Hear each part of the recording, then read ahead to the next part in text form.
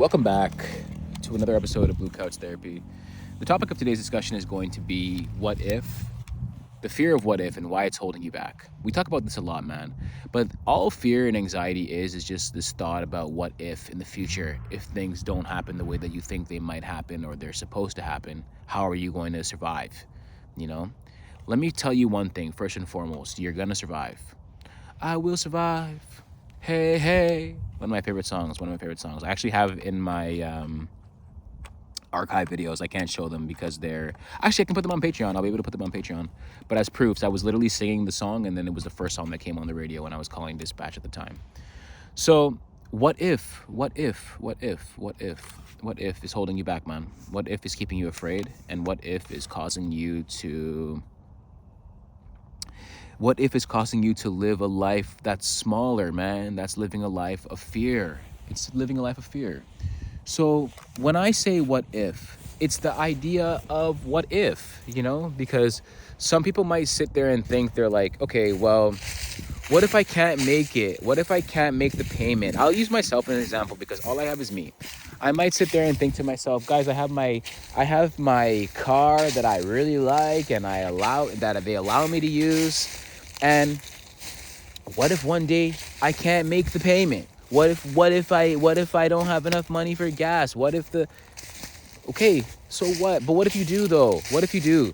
And I think it's important to take a quick understanding of what could happen. Okay, sure. Let's even do let's run the thought exercise together as a team, guys. So literally I would say to myself, okay, what if I don't have enough money for the car? What if this? What if that?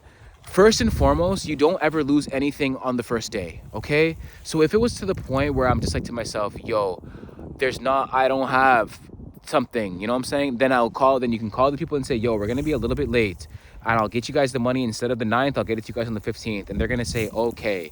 And then in that time, you can use the car to make money. You can use the car to drive things around in the city, connect people to where they gotta go and do them things, So, in that scenario, that's like a bad scenario, okay? Let's take it one step further and go worst case scenario. Okay, let's go worst case scenario.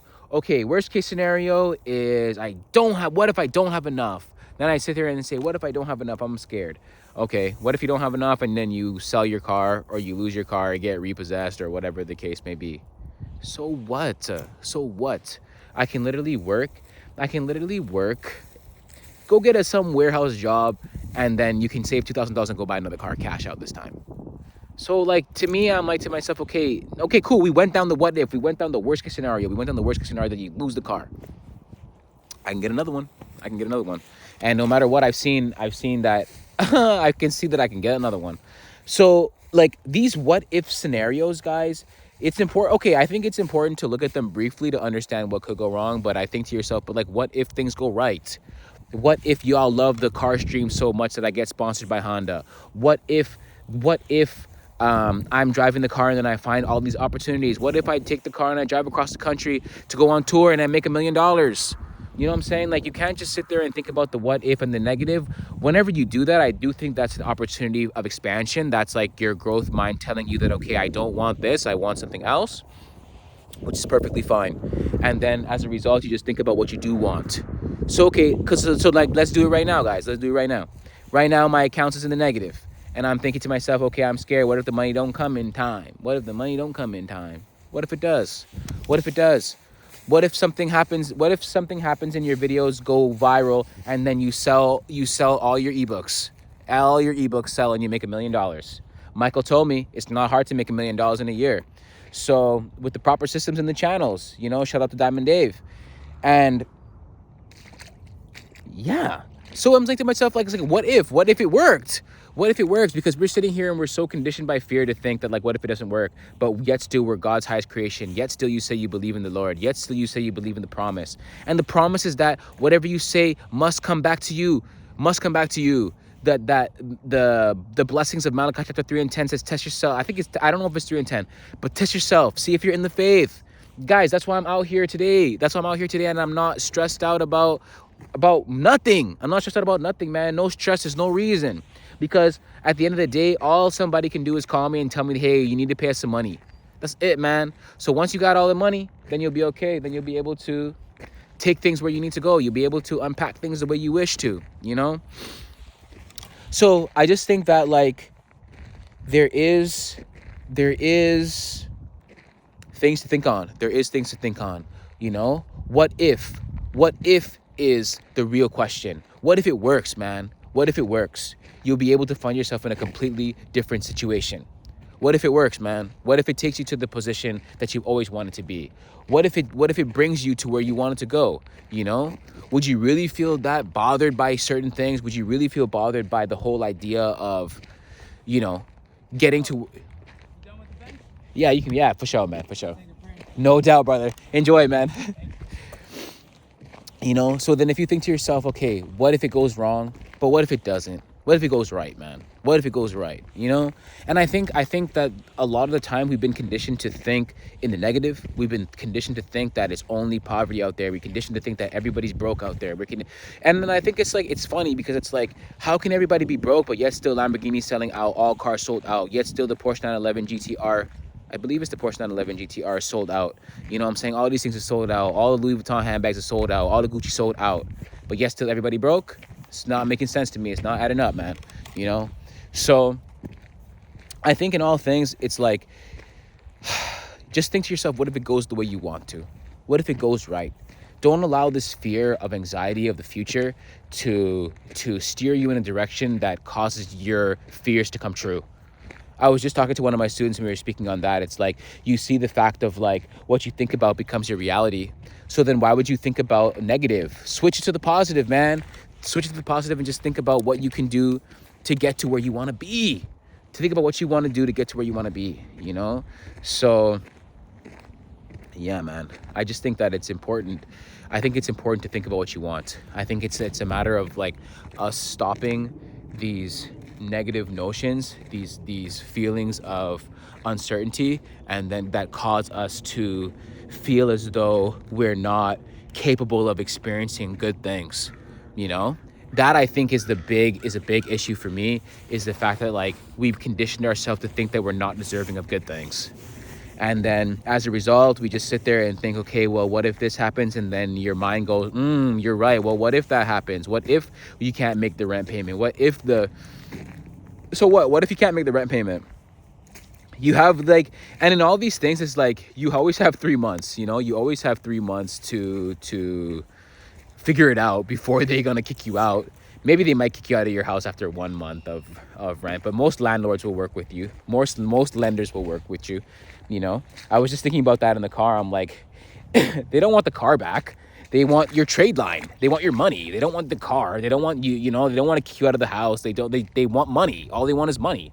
So in this money hungry world, we live in a money hungry world. The what if is always monetary, you know? See how long it takes you to find the root monetary cause of your what if fear, you know? And then transmute it and think that like you have access to unlimited power. That's the kicker, you know? You have unlimited access to unlimited power. You just got to tap in, man. You just got to tap into it yourself. You just got to believe that you're worthy of it. You just got to believe that you deserve it. And it will come to you, you know? I'm experiencing it now, guys. I'm literally seeing money come to me in ways that I never expected, in ways that I never thought, you know? Because even when I got that check, reimbursement check, I was talking to Lee. He's always in our live streams, one of our moderators. And he was like, did you get the check? Did you get the check? I'm like, nah, bro, I didn't get the check. I didn't think I was going to get it. Because I didn't live at that house, the address where they would have sent it to. And then I'm like, there's no way, right? In my mind, in my limited thinking. And then I went to the mailbox, I checked it out, and it was there, waiting for me, you know? So if I can get a $200 check, I can get a $2,000 check. If I can get a $200 check, I can get a $200,000 check. It's all right now. Write it out. Numbers on the screen, man. Digits, run up the digits. So it's just a transmutation, man. So yeah, but I say all this to say that the what if is oftentimes just related to some kind of monetary stress. Or maybe it might be romantic. You might say, well, what if my girl dumped me? What if my man leave me? You'll be okay. How old are you? 32 for me, for example. I'm 32 years old. And if I was going to cry and say, well, what if my girl left me? Well, You known her for how much years? 5 years. And then you were able to live without her for 25 years before you met her. And then now you met her and all of a sudden you can't live without her. You know what I'm saying? You see the way that we condition ourselves to feel as though that we always need some kind of external validation. We always need some kind of external something, and then we're attached to these things, and then it causes us to think about what if moments, you know, and then these what if statements cause us to just feel drab, to feel, you know, just to feel as though that we're not enough, man, you know, make us feel like we're not enough.